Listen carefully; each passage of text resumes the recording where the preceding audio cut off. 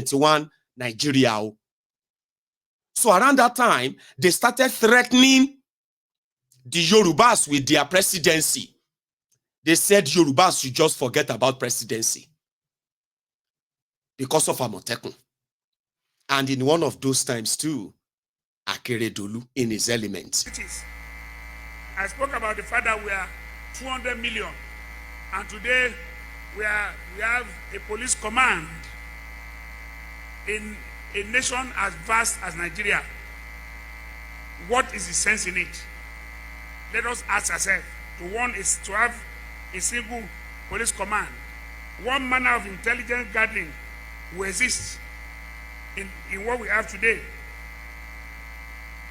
Let me ask, even my brother who is here, who is in fact, or indeed, the chief security officer of his state? Am I? Is he? Is hanging? Do you control the police totally? Do you?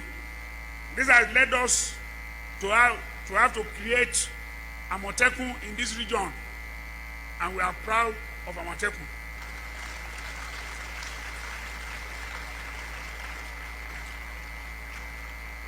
We have to take the bull by the horn, in spite of opposition, and we are determined that we will not leave our lives and properties in the hands of those who don't want to protect us. We will protect ourselves.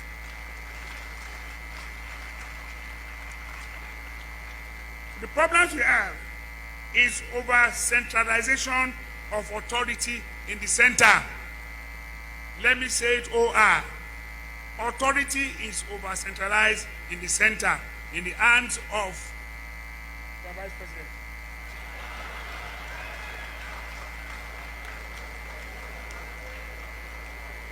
I know you will laugh, but Mr. Vice President is a professor of law. I'm sure you all know. And all of us, even when we are in court, we learn evidence from him. But he's also a constitutional expert. And I'm sure he will agree with our position. We are suffering in this country from mutual suspicion. Don't you believe? The people don't trust the government.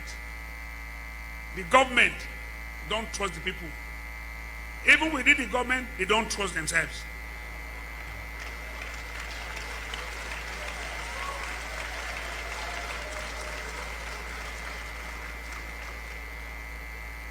And we have been talking about pandemic, COVID-19 pandemic. But we have left one pandemic that existed in Nigeria and is still there. And that is what I call CDS, Credibility Deficiency Syndrome. It is. Akeredolu, he stood his ground on that to the end. And I give that to him. As a Yoruba man, to me, Akeredolu is a nationalist. Akeredolu is a Yoruba nationalist.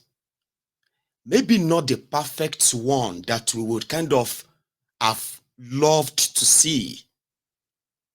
Because when you protect the interest of your people at the risk of everything else, as Nigeria is structured, where hypocrisy is a very valued currency, you can look away. You can pretend you're not seeing it. You can sugarcoat it.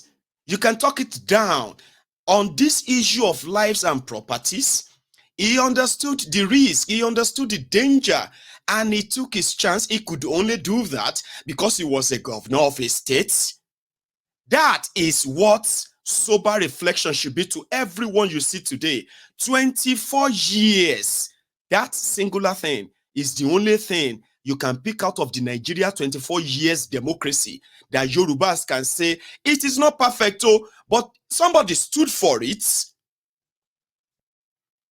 and it is currently outliving him. But is it perfect? Oh, no. It's far from it. His actions, some believe, automatically led to Ondo State becoming a target for them. They carried out Owo massacre, a bloody massacre that no single person has been held responsible up till now. Amotekun that we have across Yoruba land, they are not efficient. Investment in them is not holistic. It is not collaborative. But do we have Amotekun? Yes, we do. And at a point, a governor in Yoruba land was proud to deploy these same outfits to go and rescue Yorubas in distress. On record, that is what you call Yoruba first, Yoruba nationalist. When they talk, that means they have to stand against the status quo that Nigeria represents. You cannot love Yoruba and love Nigeria. Ko possible. You will never be comfortable. Ever. Listen to me. When somebody says and lie to themselves about one Nigeria and they say they are Yoruba, you will never, ever be a true Yoruba person. And say you love Nigeria. You are going to despise Nigeria. With what Nigeria for Yoruba has been part of Nigeria and the limitation placed on us, we never actually make a genuine Yoruba man say, I'm proud as I love Nigeria, when you are not mad. But look at this Yoruba governor. Seyi Makinde once stood and said, I deployed and they delivered. That should have been what regional systems should be. In a democracy, that was what these guys promised us. The anti-grazing law, there's no awareness among the communities about its operation. A lot of people even believe that the law is not enforced. What will the state do to make sure that the law is enforced and the people are also aware of its operation? Well, I mean, they say that the governors are the chief security officers, when it is convenient, because quite frankly, the governors, they are at the mercy of federal agencies, to the federal security agencies, to implement, certain laws. So we have to. That was why we asked for the state police in the first instance. It's a constitutional issue, and in the absence of having state police, the states in the southwest came together and we formed Amotekun as a stopgap. So we'll keep. Problems don't go away completely. You have to keep working at it. You have to keep pushing. To get to where you really want to be, and that's what we keep doing. But the law is there. The implementation has not been smooth, and we'll keep working at it. Okay, you rolled out some security measures last week, and you said one of them is that you will deploy 200 more Amotekun into Ibarapa zone. Have they been deployed? Yeah, they have been deployed. They're here, and also we're supporting them with logistics now. We brought 4 additional operational vehicles for them. We'll support them with more logistics as time goes on. But they are here. They're here. Do you get that? Like, you are able to embrace the situation. You are able to look at the resources at your disposal, the ones you can easily command to dispose to the use of the people in distress. That is what Yoruba land was supposed to be like. That you are part of Nigeria doesn't mean that we have to wait and die.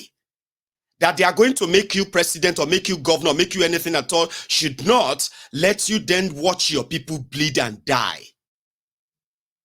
Shall you understand?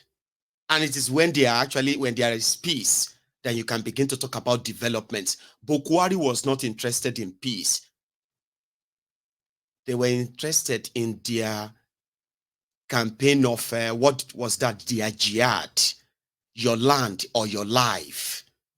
And if you stand up to fight for yourself, it is considered you are trying to go against the northern Nigeria. How could defending myself means I am against northern Nigeria? I didn't come to Sokoto to come and attack anybody. I did not come to Kebbi. I did not come to Zamfara or all these places. I didn't come to your Borono. Why would you come to my Ijebu? And because I decided to stand up and fight and defend myself, I am now against the North. We never let that lasted. It didn't last. And so the last part, Akeredolu. State is set for Amotekun. What is the level of preparations for the program to be launched tomorrow? You can see our preparation now. We are moving to Ibadan right now for the preparation for the inauguration tomorrow. How will this thing work? Because people have expressed that it will not work. It will work, but how it will work is not what we can reveal to you now, because we invariably turn to a security risk. We'll start telling you all our strategies we want to use, but it's going to work. So what's your admission to those who have fears about this initiative? Yes, they shouldn't entertain any fear. It's going to be a success. It's going to be a success. Nobody should entertain any single fear for this operation. So initially, wọ́n ti rí bó ti ṣe é ṣe ń sìn tó di Ìbàdàn lálọ́ yìí àwọn Vanguard náà lẹ́dẹ̀ rí díẹ̀ ní wọn lẹ́sìn a sì ń bọ̀ we have more than this orí àwọn tá a lè kó lọ fún inauguration and bá lọ yìí sí so kọ́ má bẹ̀rù a ṣe ṣe lágbára lọ pẹ̀lú ìfọwọ́sowọ́pọ̀ àwọn èèyàn. What's the strength of manpower that is for now I'm not too exclusive. Like I said, it might not be adequate. They might still be very much insufficient. Investment in them may not be like as expected, but they exist and they can always be built and then improved upon. So we can give that credit to Akeredolu. But there is also one more. We didn't know that Akeredolu was dying. From the reports that we heard, he was suffering from blood cancer, leukemia, as well as a prostate cancer. These two are terminal cancers. Like, it's always going to be, death is going to be the end of it. So, Akeredolu as governor, and all this we have just listed, he was dying. He was suffering serious health problems. And we don't know how long. He never really looked that sick in those clips I showed you in 2020, 2021.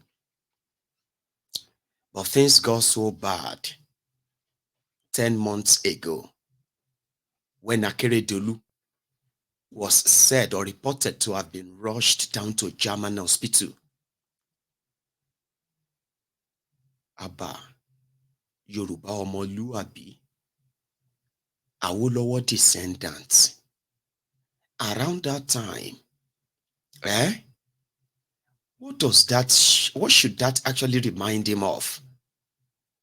To have a replica of any healthcare is accessing out there, to have the same build in Ondo State.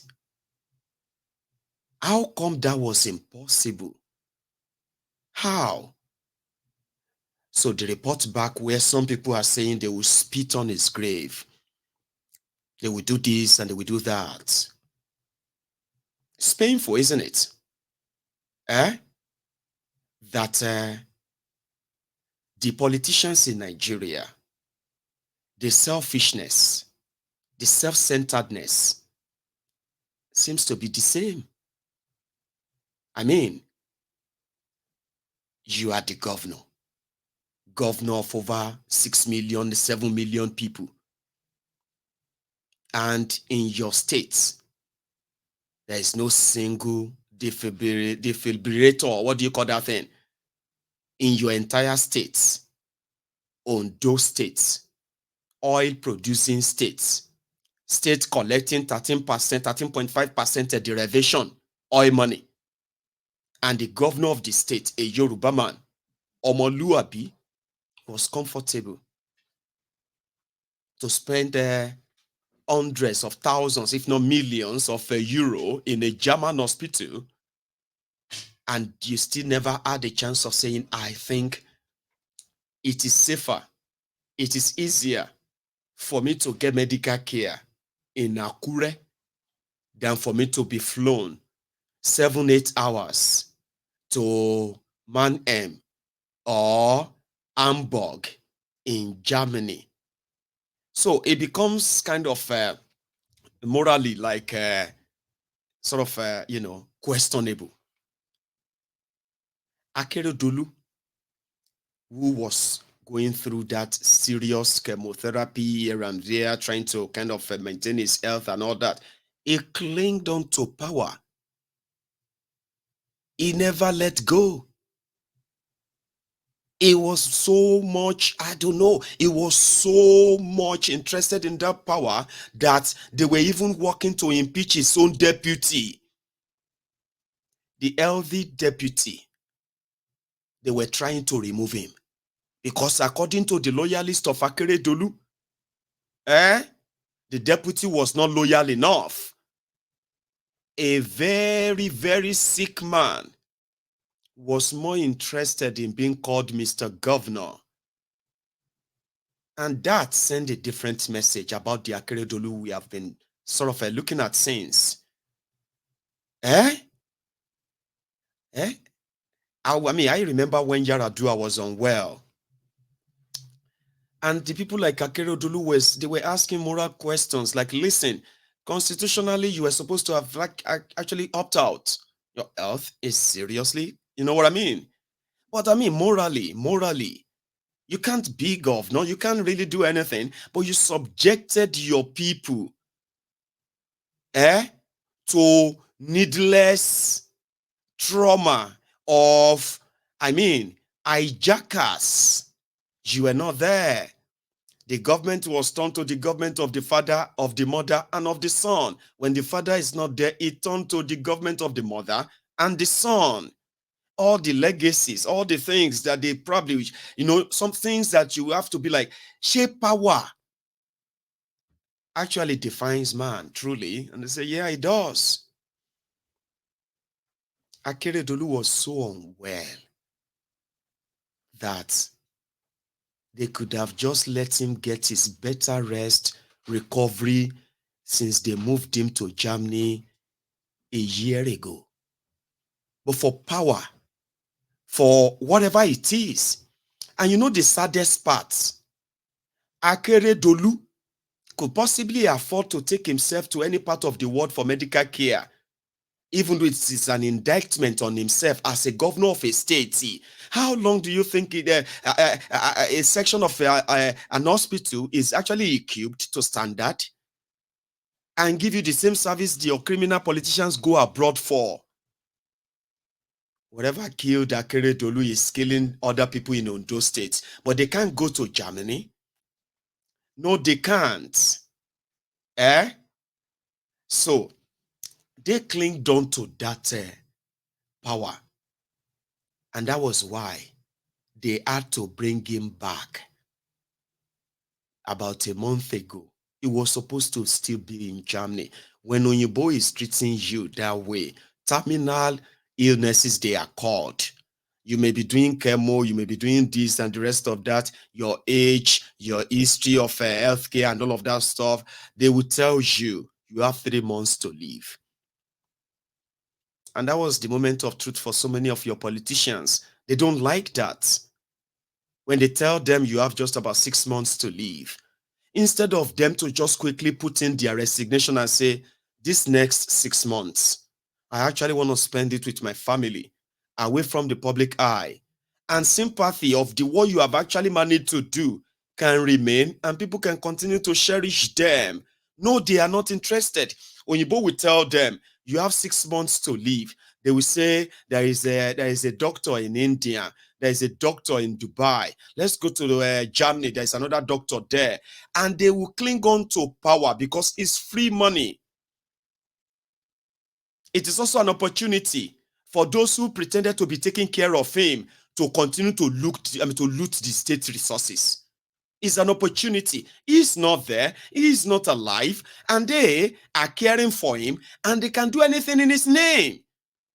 But he allowed it. So they are now going everywhere in the world. They want to be everywhere. Trying to buy extra 1 month. Try to buy maybe extra 1 year. See anywhere with the car. In the process, they abandoned their people. You see, back in Ondo State, medical staff, medical workers, they were on strike every now and then because they were not paid. Pensioners, aged people. Akeredolu is 67. People who are old enough to give birth to Akeredolu, pensioners, they are in Ondo State, not paid. Some of them are falling sick because of lack of money. They've not been able to access health care. They died. Some of them, their children even have money. When they took them to these medical facilities, hospitals in Ondo State, they are on strike. So many of them also died. While Akeredolu was trying to fight for his own life in a functional German hospital. The other lackeys, his friends, the political ushers around him, they were taking whatever they could take from Ondo State. No accounts, no nothing. The people of Ondo State had no clue.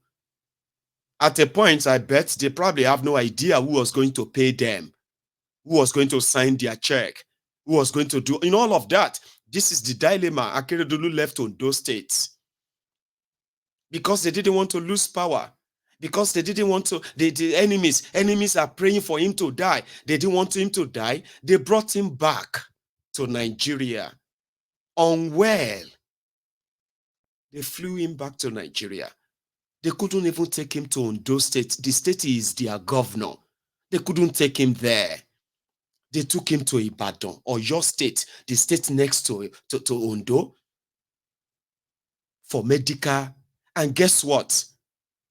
Just about 2 weeks ago or so, they said they were looking for defibrillator. What do you call that?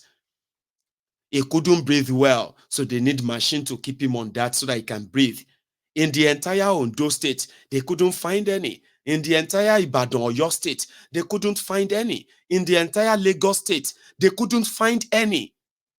It was a dilemma. At that point, they had no choice. They said, take him back. Take him back, please, or he's going to die. So around that time, he had to electronically transfer power again to his deputy. This guy was unwell. But they didn't want to let go. So they moved him back to Germany.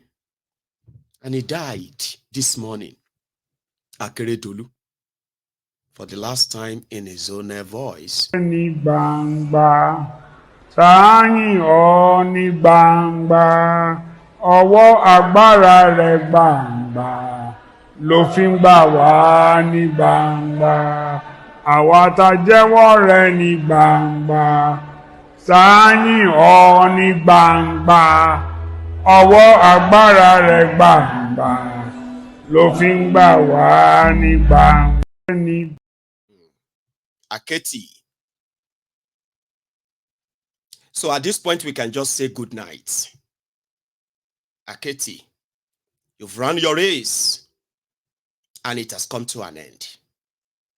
You've played your part and you've made your mark. And to every Yoruba watching me tonight, remember this. When we say Yoruba first, That is something that should mean something to you than beyond riches, power, and every other thing that comes with it. Nigeria is an unfortunate place that we, the Yorubas, as the Yoruba race, have been trapped in. And the selfishness of those who are weaker among us is never going to see to the survival of our race as a people. Political correctness is not going to do that either. When you have an opportunity to leave an indelible mark based on your understanding of what we have found ourselves, for the sake of generations that are coming, I hope, when that time comes, the locks of all this that Nigeria is offering or dangling before you, they will not get in your way of at least changing the course of the destiny, or should we say, of the Yoruba people in this contraption Nigeria. You become governor in their contraption. Why don't you use that to champion genuinely and do something that in the, let's say in 10, 15, 20 years, the generation coming will not find it difficult to champion the ideology, pro-Yoruba ideology that comes from hard work, courage, responsibility. We can build a nation, which is what the Yoruba nation is. Yoruba nationalism, Yoruba first. All this ideology, they shouldn't be driven by selfish ambitions, self-aggrandizement. When you have that chance, please help this race. Your generation shouldn't be like the generation that feels like it is too much to ask that the identity of us as Yorubas, the pride and the safety, the prosperity of us as Yorubas is highly protected, right? Instead of shunning out a generation of lazy-minded young people, unproductive and unemployable ones, at least stand for something that actually frees us, not what Nigeria has to offer you. If your own chance is to stand and lead us out of this contraption by whatever it is, do not hesitate. Everybody has a role to play. And we can all stop being enablers. For Akeredolu, Aketi, you have run your race. Whatever anybody has to say about you, they don't matter anymore. Or whatever anyone feels about you, they don't really matter anymore. But you know what matter? Is that when so many Yoruba cowards, when they are hiding behind what they have no control over, power, money, wealth, and all that, against the interest of the Yoruba people, you did your little, and your little counted. We hope the likes of Tifnumbu and gang, who are sending condolences, saying all beautiful things about you, they can use their own position today to cement the safety, prosperity of the Yoruba people without having to compromise that for the selfish personal agenda that they are all known for. So like I said, Aketi has run his own race. You and I, we are now running our own. What would you be remembered for? As an enabler who love your oppressors differently? Or as somebody who will love to see a Yoruba land that is truly independent of this contraption? That is not too much to ask. And since Aketi's race has come to an end, here is how the Akure people reacted to his deputy, who is now the governor. Let's go back to Akure, ladies and gentlemen.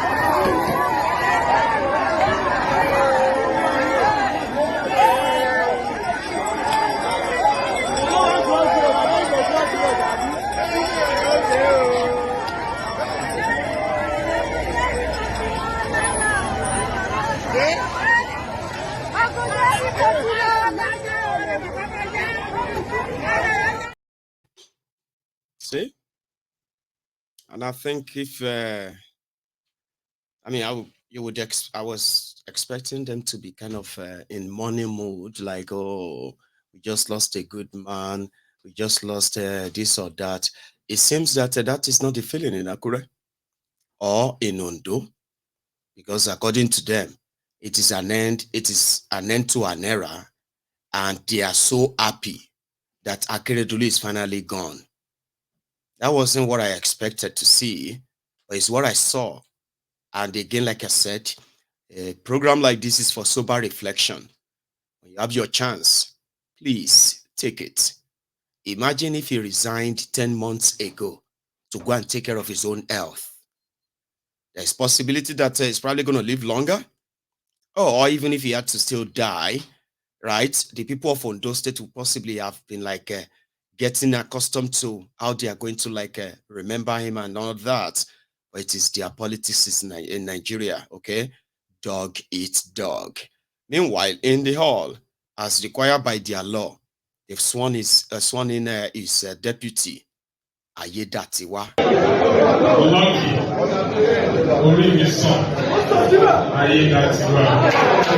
Do solemnly swear. Listen to me. I need you to listen. I want you to observe the reactions inside that hall and tell me, how bad could Akeredolu really be to his people that even when they are swearing in his own deputy, just few hours they announce his death, and inside that hall, it was like they couldn't wait for him to be gone. I mean, how bad could he really be to deserve this? Watching again.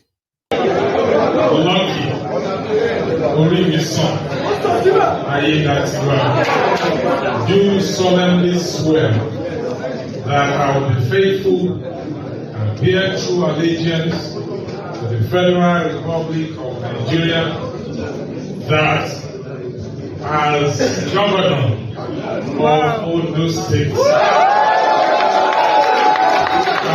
will discharge my duties to the best of my ability, faithfully, and in accordance with the Constitution of the Federal Republic of Nigeria and the law, and always in the interest of the sovereignty, integrity, solidarity, well-being, and prosperity of the Federal Republic of Nigeria. That I will strive to preserve the fundamental objectives and directive principles of the state policy contained in the Constitution of the Federal Republic of Nigeria. That I will not allow my personal interest to influence my official conduct or my official decisions. That I will, to the best of my ability, preserve, protect, and defend the Constitution of the Federal Republic of Nigeria. That I will abide by the code of conduct contained in the fifth schedule to the Constitution of the Federal Republic of Nigeria. That in all circumstances, I will do right to all manner of people according to law, without fear or favor, affection or ill will, that I will not directly or indirectly communicate or reveal to any person any matter which shall be brought under my consideration or shall become known to me as the governor of Ondo State, except as may be required for the due discharge of my duties as governor, and that I will devote myself to the service and well-being of people of Nigeria. So help me God.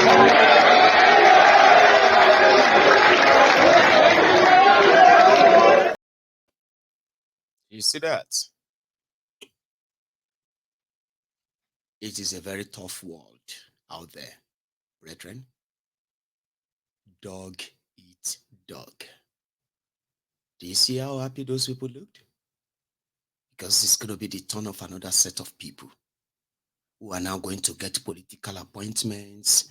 They are going to be local government chairmen, councillors, women leader. It will be their turn from Ayedatiwa.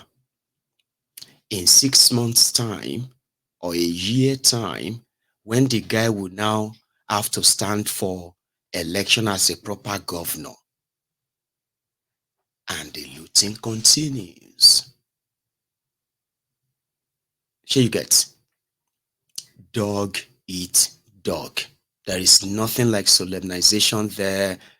You know, in America or in all this part of the world, that somebody just it's like the governor just there and that person just took over. You will see everybody, even if they have to pretend, you will see everybody being like, because they haven't even buried the governor yet.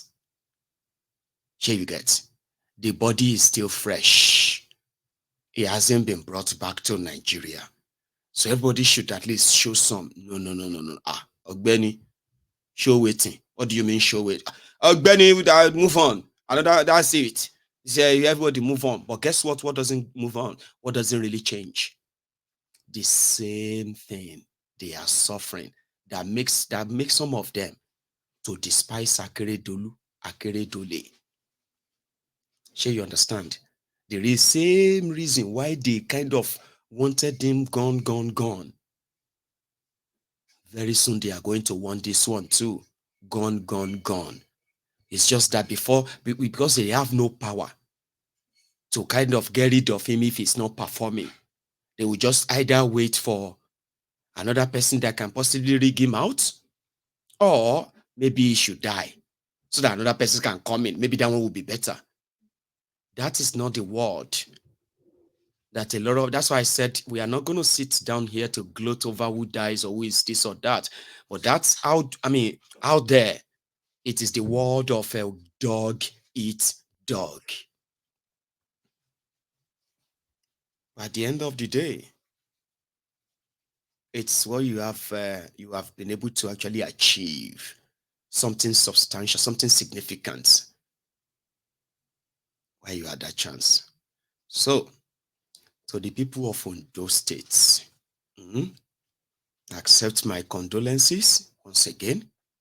To the Yoruba nationalists, well, accept my condolences also, because one way or the other, we will never forget what Akeredolu was able to impact. And then we'll let the Ondo people be the decider of who Akeredolu meant to them. Umar Galina Haba, you remember him? I'm sorry I didn't put up his image on my selection tonight. Galina Haba also died at the age of 65 or so. Yeah, he is the former speaker of the House of Representatives, the guy who was the speaker when the National Assembly of Nigeria stopped Obasanjo's third term. Umaru Galina Haba is dead, and I bet he was buried in Kano today. Iná lillahi wa inna ilaihi raji'un.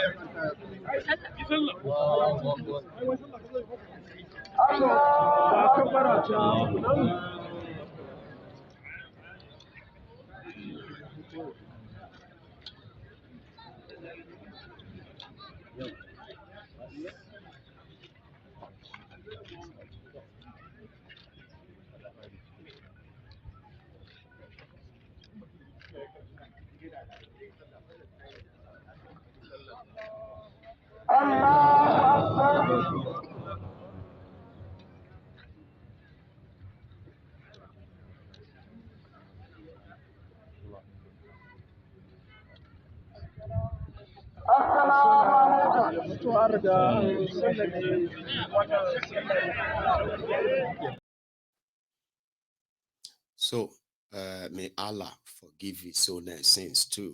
Okay. And then send him to wherever he deserves to be. I am not the judge and I'm not interested where Nahaba ends in. Okay, ends up whether it's hell or fire, I don't care. But you know, Umaru Gali Nahaba, Gali Nahaba, if it wasn't people like him too, he didn't do it possibly for you and me. Oh.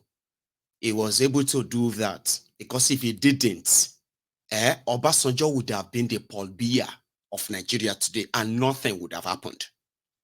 Nothing. You know why some of us are very angry at Obasanjo? I'll tell you. Obasanjo remained the best president that you've had in the category of the worst president that you've had since 1999. In the town of the blind, one-eyed man is their king. When it comes to the criminals who have been in charge of Nigeria in the last 24 years, Obasanjo has remained the best. I mean, here you understand, in the eye of the blind, one-eyed man is your king. Obasanjo is that one-eyed man. Obasanjo was so powerful. In case some of you, the Indomie generation, may not understand the Obasanjo you are seeing today and the Obasanjo of 24 years ago. It was a man that was coming from the tip of death. It was a man that people actually felt like you can no longer scare him about losing power or being killed anymore. He was about to be killed by Abacha when Abacha died.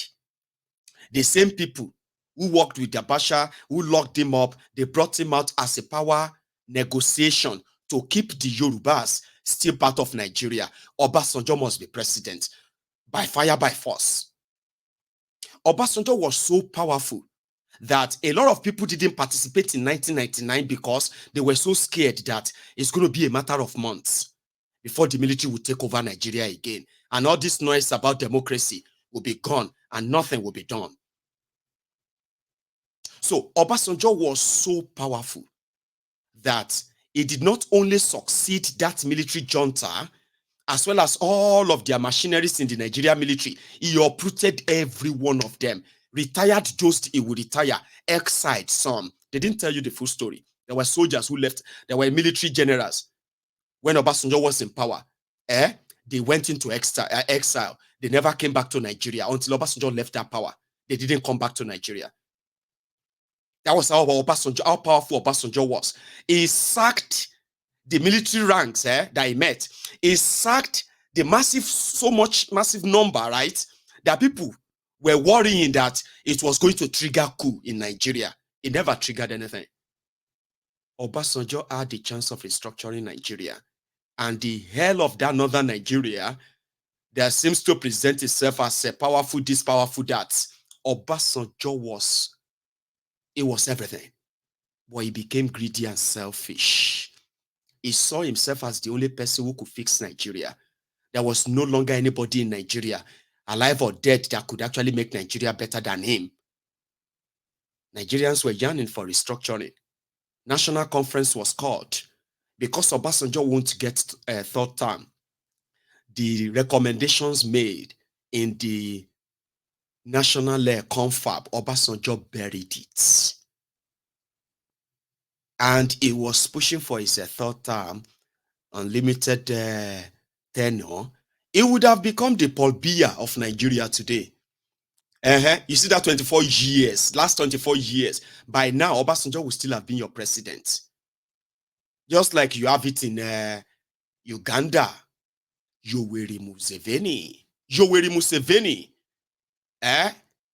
will contest election and he will win 97% of the votes. Is the one you cannot defeat him. It was the likes of Gali Nahaba that clipped the power of Obasanjo. And what did Obasanjo do? He decided to punish Nigerians for it. He gave Nigeria a sick man as the president. And since that time, Nigeria has been what? Descending into the abyss. And Nigeria is currently at the precipice of balkanization. Precipice of a breakup. And the same Obasanjo is now asking the young people to fight for their country. Now he can no longer fight. He's lost all the fight in him. Gali Nahaba did that. And today, they can tell you that they are the ones that will decide who is going to be president. They are going to decide who is going to be in the military. They are the one who will decide who will get promotion. If you don't like it, we will deal with you and all of that. And everybody is running about like headless chickens today, including Obasanjo. But the Gali Nahaba is dead. And yeah, Nigeria, confusion continues. Who would ever believe there is IDP camp in Abuja? Abuja people, they try, they cover things. Apart from the fact that a lot of you are now like, walking about trying to be very careful so that you don't get kidnapped. So when I get IDP camp for Abuja where people are like, oh dear, no Zamfara.